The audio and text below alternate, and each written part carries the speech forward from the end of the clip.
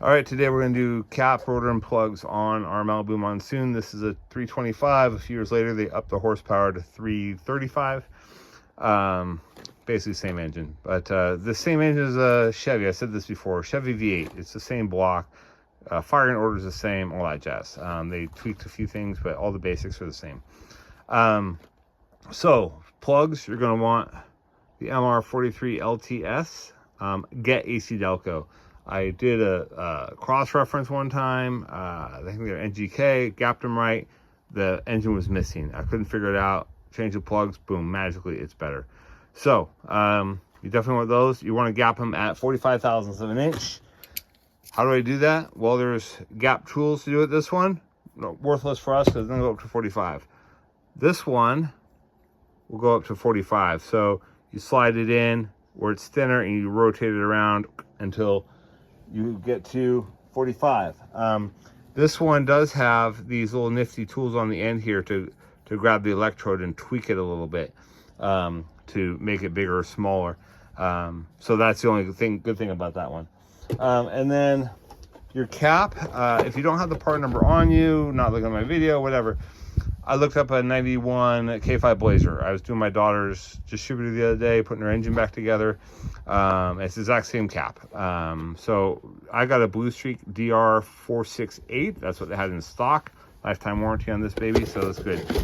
If you look at the cap, let me open the box here, and you see no HEI. So it's got the coil post in the middle, and it's got this ignition module cut out there. You have the right cap. Like, it's for Chevy, that's it. It's not like, oh, this one's not quite right yet. No, this is it. When you see this, looks like this, that's it. And then the rotor, I had to get Master Pro, that's all they had. 23-210. There's also a kit for Excel, I think it's 8610, if I had to look at my notes, that has both the cap and rotor together. But they can cross-reference. Once you have one part number, then cross-reference to whatever they have in stock. Here's the rotor. Got a little like D shape almost in the bottom there. The sucker just pushes on. You just take the other one and put your fingers here and just yank it out. Take this one, put it back in. There's only one way it can go, right? Because it's got a D shape. It's got a flat on the post when you pull it out. So we're going to dive into it. One thing, I mean, I pull all the wires off the cap because I know where they go. It's not a big deal. And they're all nicely tied together here, so it's pretty easy. But what you need to know, if you've already torn it apart and you're looking at this video now going, oh, I hope he tells me how to do this. These ones in front here, this is the front of the boat, right? Front of the engine, I'll say, because some people have it in a V-drive, so let's turn around. These front two here is 1 and 8. So 1, 8, 4, 3, 6, 5, 7, and 2 underneath this hose here. That's the firing order of any Chevy V8 engine. So it just has to go in that order, starting with number 1 here. That's what you need to know. Now, how do I know which one's which? This side of the engine here is the odd side, starting 1 here, 1, 3, 5, 7. And then the other side is 2, 4, 6, 8. 4 does 1, 2, 3, 4 on this side, and 5, 6, 7, 8 on that side. But Chevy, 1, 3, 5, 7, 2, 4, 6, 8. So you can just trace the wires. It's pretty simple. If you are replacing the wires, same thing. Just look up 81 Chevy K5 Blazer, and whatever wires for that, it'll fit for this. Easy way to go. All these are just standard parts for automotive. Ones I wouldn't do standard parts on are things like an alternator and a starter, because of spark and fuel fumes that could be trapped in the engine compartment and things go boom. So, but all this it's all enclosed and everything, so it's not a problem. So we're gonna dive into it. Just there's 2 screws up top here, or not up top, but 1 and 2 Phillips screws. Back those out. Cap just lifts right off. Like I said, that rotor lifts right off. Swap the things out, and of course, you need a 5/8 spark plug wrench. Pop the wire off, undo the spark plug, put the new one in, and you put them in about as tight as they were when they came out. You know, about that tight. You don't have to go crazy tight, but you don't want to super loose either. So here we go. All right, I got one of these screws that was stubborn. It was in pretty tight, and the Phillips on it's really small, and it just wouldn't hold. So I had to get a 732 socket long extension to to undo it. So, and one thing I didn't mention, I thought everyone would know, but that's for the coil wire, and which is over here. It goes, the coil's down there. And these screws are captured, so they shouldn't fall out. There we go. Oh, we got some corrosion in there. Oh, we're not looking very good in here.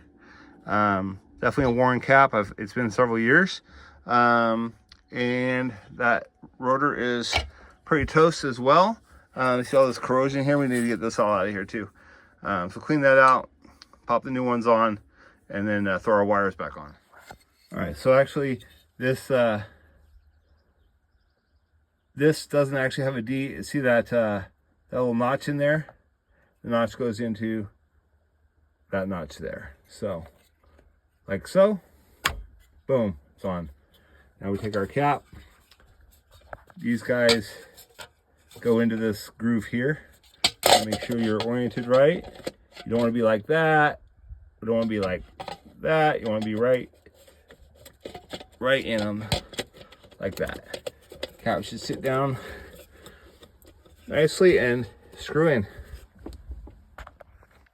All right, now remember, number one is right here. It's kind of in the front. It's more in the front than I was realizing with I took the air cleaner off.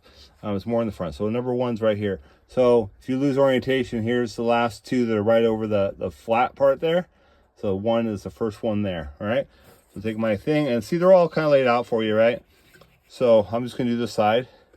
1, 8, 4, 3 is over here. 3, 6, 5, and 7 is sitting almost right on it already. So if I follow this down like number 7 here, if I follow it down, it goes to the last cylinder on this side. It goes to this cylinder right here, right? 1, 3, 5, 7. Remember? So now we'll grab the other side, which also includes the coil wire, and same thing. 1, 8, 4. This is a little bit weird. I mean, again, you can trace them, but this long one has to go over here, right? So it's pretty self-explanatory in my opinion. So 8, 4, 3, 6 comes from that side. 5, 7, 2 is there. Coil wire, I'm going to bring it up through here. There's a nice gap there. Put that coil wire in there. Good. They're all clicked down. You hear them all click as you put them in. All right, so that piece is done. Put the air cleaner back on. That's done. Swap out the spark plug. All right, here's the number one spark plug. I just reach in, put my fingers behind here, my thumb around the end there, kind of pinch it and just wiggle a little bit. It comes right out. When you put it back in, same as up above, you're going to put it in, put your thumb on the center of it, and push it until it clicks. And again, if you pull all these off, they're almost self-explanatory, but you can also do the count from above and run down, trace them down and make sure you have them in the right spot. But just do one at a time, that's not a problem. Remember I said you're going to slide that gauge in there. Once it land right at 45, that's when it starts to pinch off. Perfect, right? So 45 thousandths of an inch. When I put new spark plugs in, I do it by hand. I take the wrench off the end and I put it in the hole and I spin by hand to make sure I get it, that it's threading in nicely and there's not some weird cross thread or something or going on. So good tip for you.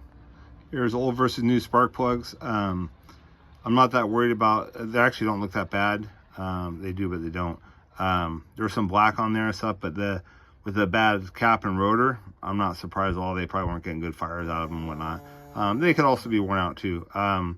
But if they're white, oiled, there's all sorts of different things they can tell you. But these are just, they're just old and dirty, that's all. So, but if you see them, if they're wet, if they're oily, they're white, they all say things. You look up on the internet what each one means. Might give you a hint of what's going on with your engine if you're having bigger problems with your engine. Now it's all done, so I can take it out to the lake and give it a run. Obviously, you can do fake a lake. I rarely do that because I'm lucky enough to have a private lake a couple miles away from my house. So I just dump it in and run it. And fake a lake's great for idle and stuff, even revving it up. But under a load, you can't do that on a fake a lake. So it's great if you can put it on the lake. But you do a bunch of work, you're far from the lake. absolutely use fake a lake. Make sure it starts and all that jazz before you go all the way up to the lake and run it. So have a good one. Hope it was helpful.